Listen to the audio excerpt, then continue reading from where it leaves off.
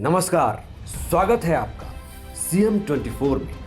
TV 24 का मध्य प्रदेश के मुख्यमंत्री डॉक्टर मोहन यादव की गतिविधियों का एक जीवंत और अनोखा बुलेटिन। हर 24 घंटे की धड़कन सीधे आपके घर तक। यहाँ हम देखते हैं उनके विजन, विकसित मध्य प्रदेश, मिशन टेक्नोलॉजी से समृद्ध राज्य और उन योजनाओं का सफर जो करोड़ों जिंदगियों में नई उम्मीदें जगा रही है। रियल टाइम अपडेट्स, जमीनी पहल और जनता के बीच पहुंचते फैसले, यही है सीएम 24 की असली पहचान। सीएम 24, जहां हर घंटा बनता है इतिहास। मध्य प्रदेश के मुख्यमंत्री डॉक्टर मोहन यादव का दिन विकास, किसान कल्याण, निवेश, संस्कृति और जनसेवा को समर्पित रहा। सिवनी से किसानों को बड़ी सौगात, हरित ऊर्जा के क्षेत्र में निवेशकों को भरोसा, धार्मिक आयोजनों से आस्था का संदेश और डिजिटल इंडिया के संकल्प को नई मजबूती देने वाले कई कार्यक्रमों में मुख्यमंत्री शामिल हुए। एक ही दिन में विकास के कई आयामों को गति देने का प्रयास देखने को मिला। सिवनी में आयोजित राज्य स्तरीय धान महोत्सव में मुख्यमंत्री डॉक्टर मोहन यादव ने 494 करोड़ 16 लाख रुपए से अधिक की लागत वाले 629 विकास कार्यों का लोकार्पण और भूमि पूजन किया। कार्यक्रम में कन्या पूजन, विभागीय प्रदर्शनी के अवलोकन और हितग्राहियों को योजनाओं का लाभ वितरण भी किया गया। मुख्यमंत्री ने किसानों के विकास को प्रदेश सरकार की सर्वोच्च प्राथमिकताओं में शामिल बताते हुए कृषि क्षेत्र को नई ऊंचाइयों तक पहुंचाने का संकल्प दोहराया। मध्य प्रदेश में पहली बार कोदो कुटकी खरीदने का अभियान भी हमारी सरकार के माध्यम से हुआ है।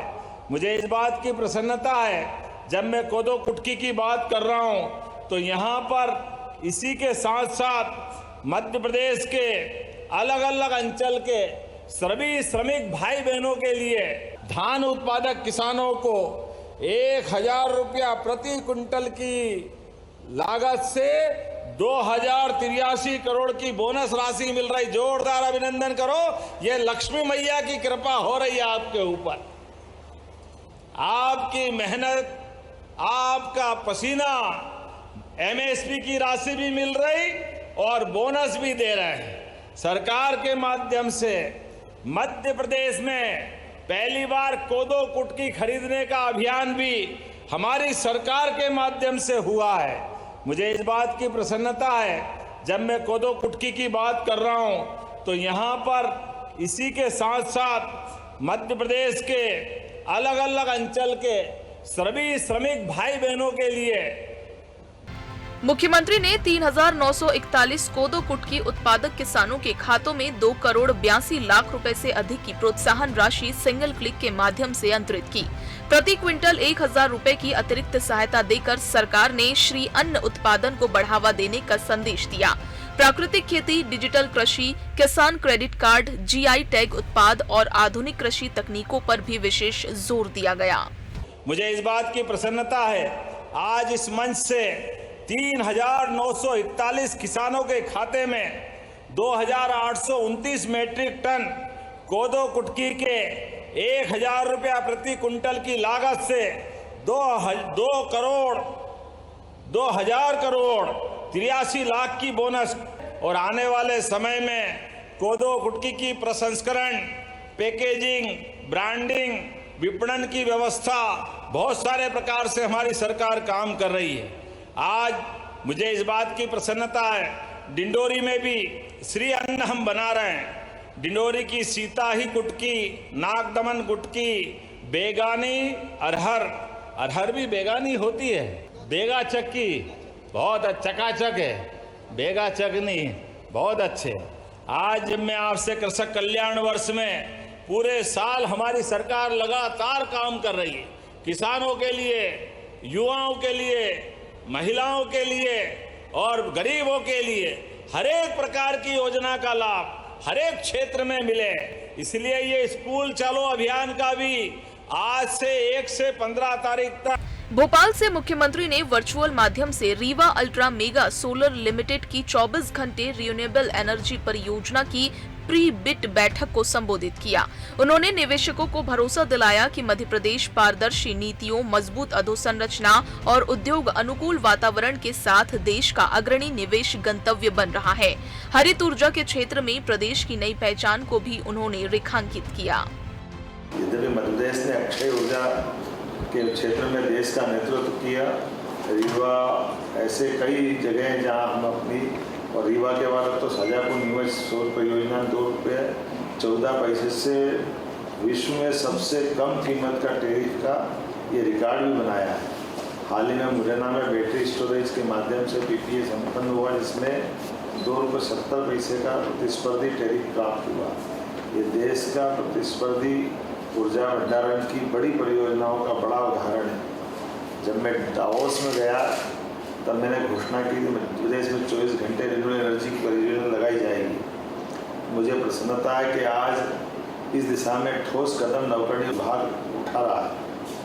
मध्य प्रदेश सरकार के निवेशकों की पारदर्शी नीतियाँ, त्वरित निर्णय, उत्कृष्ट अधोसंरचना इत्यादि कई कारण से विभाग उत्तरोत्तर उन्नति की ओर आगे बढ़ रहा है। यशस्वी प्रधानमंत्री के नेतृत्व में जिस प्रकार से देश ने अलग अलग क्षेत्रों में अपनी पहचान बनाई, मध्य प्रदेश सरकार भी उस दिशा में आगे बढ़ रही है। अभी 2 दिन पहले ही भारत सरकार के मंत्री माननीय प्रहलाद जोशी जी हमारे बीच बड़ी परियोजनाओं के लोकार्पण करते हुए हमारे सभी प्रकार के भावी प्रोजेक्ट को भी देख के गए। जो पंप स्टोरेज का बड़ा प्रोजेक्ट नीमच में तैयार हुआ है, हरित ऊर्जा, ऊर्जा सुरक्षा, सतत विकास इत्यादि सभी क्षेत्रों में मध्य प्रदेश देश का अग्रणी राज्य है। उम्मीद करूँगा आज का ये आपका प्री बिट का पूरा आयोजन पारदर्शी तरीके से मध्य प्रदेश सरकार के हिसाब से अच्छा रहेगा। और मैं कैलिफोर्निया अमेरिका के से विश्वविद्यालय से प्रोफेसर निखिल अभ्यंकर जी जो इसमें सहयोग कर रहे हैं, उनका भी मैं अभिनंदन करता हूँ, उनको बधाई देता हूँ। निखिल जी, आपके माध्यम से हमारे लिए ये एक सौभाग्यशाली क्षण है, ताकि हमारी सभी निवेशकों को पारदर्शी नीतियाँ, त्वरित निर्णय, उत्कृष्ट अधोसंरचनाएं इत्यादि क्षेत्रों के लिए जो मध्य प्रदेश सरकार की एक साख है, वो साख बनी रहेगी। मैं आज आपके बीच आकर के अपने आप को धन्य मानता हूँ। एक बड़े अभियान में हम सब मिलकर के लगातार देश के विकास के लिए, मध्य प्रदेश के विकास में आपका सहयोग लेते हुए हम आगे बढ़ेंगे। मेरी अपनी ओर से एक बार फिर आप सबका स्वागत, अभिनंदन, बहुत बहुत बधाई। मुख्यमंत्री ने समत्व भवन से वर्चुअली बड़वानी जिले के तलेन में श्री खाटू श्याम मंदिर की प्राण प्रतिष्ठा और 21 कुंडीय महायज्ञ कार्यक्रम को संबोधित किया। उन्होंने कहा कि धार्मिक आयोजन समाज को संस्कार, सकारात्मक ऊर्जा और एकता का संदेश देते हैं। सरकार श्री कृष्ण पाथेय, राम वन गमन पथ और अन्य धार्मिक स्थलों के संरक्षण एवं विकास के लिए लगातार कार्य कर रही है। महंत श्री शशिगिरी जी महाराज ने ये जो अपने मन के संकल्प से आज ये एक नया देवस्थान का देवालय बना करके प्रतिष्ठा कराने का जो संकल्प लिया था, आज उसका पूर्णाहुति का समय है। मुझे इस बात की प्रसन्नता है। आज इस कार्यक्रम में मंच पर माननीय सांसद गजेंद्र पटेल जी, ये बात सही है कि आज हमारे लिए सौभाग्य की बात है। मैं भले ही आपसे दूर से उस आनंद में शामिल हूँ जिस देवालय का निर्माण के आधार पर हम सब जानते हैं कि हमारे भगवान की प्राण प्रतिष्ठा केवल मूर्ति की स्थापना नहीं है, ये दिव्य चेतना का आह्वान है और सीधे सीधे हमारे बीच संस्कार का एक केंद्र हो जाता है। ऐसे में आध्यात्मिक जीवन का ये महत्व का दिन, यहाँ सेवा, संस्कार, सद्भाव के बलबूते पर ये संदेश पीढ़ियों तक जाएगा। आज का ये अवसर, मैं पुनः महंत शशिगिरी महाराज जी को इस पूरे अच्छे संकल्प की बधाई देना चाह रहा हूँ। हमारे लिए सौभाग्य की बात है। श्रद्धा, विश्वास, सनातन संस्कृति के पुनर्जागरण के इस अभियान में ये खाटू श्याम जी का मंदिर का निर्माण भगवान कृष्ण के उस गौरवशाली अतीत को भी जीवंत करेगा। इसलिए प्रेम से गोपाल कृष्ण भगवान की उनको भी स्मरण करें। बाबा खाटू श्याम को हारे का सहारा भी कहा जाता है।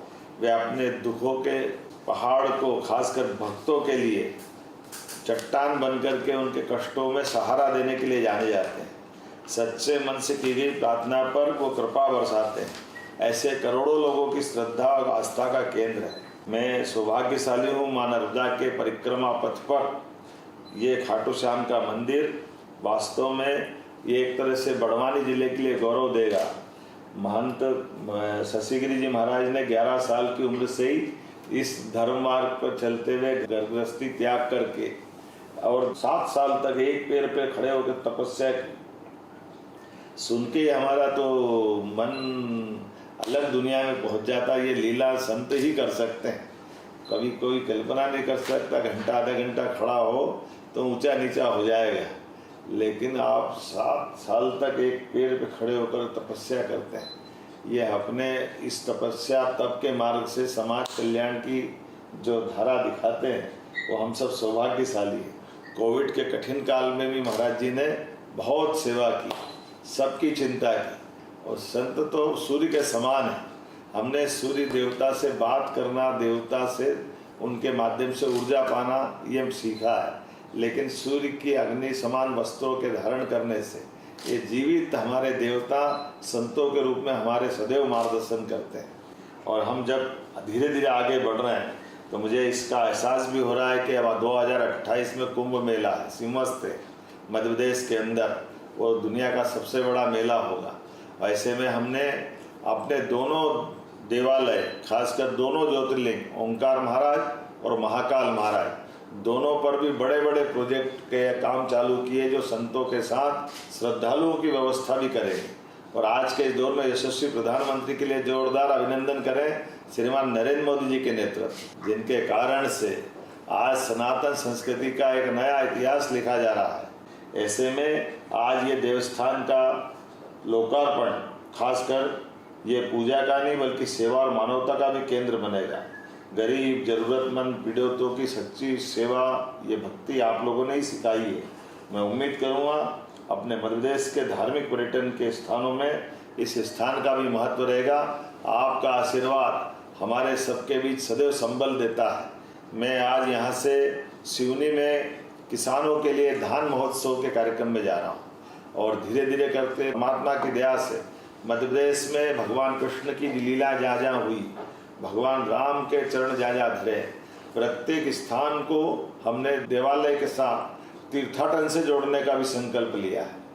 भगवान राम हो, भगवान कृष्ण हो, परशुराम जी महाराज हो, सबके जन्म स्थान और सभी लीला वाले स्थानों पर हमारी राशि के साथ सरकार योजनाबद्ध रूप से काम कर रही है। मैं अपनी ओर से फिर आज हमारे इस आध्यात्मिक धाम के इस पूरे आयोजन में अपनी खुद की उपस्थिति आपके माध्यम से मान रहा हूँ और यहाँ से मैं भगवान को प्रणाम कर रहा हूँ।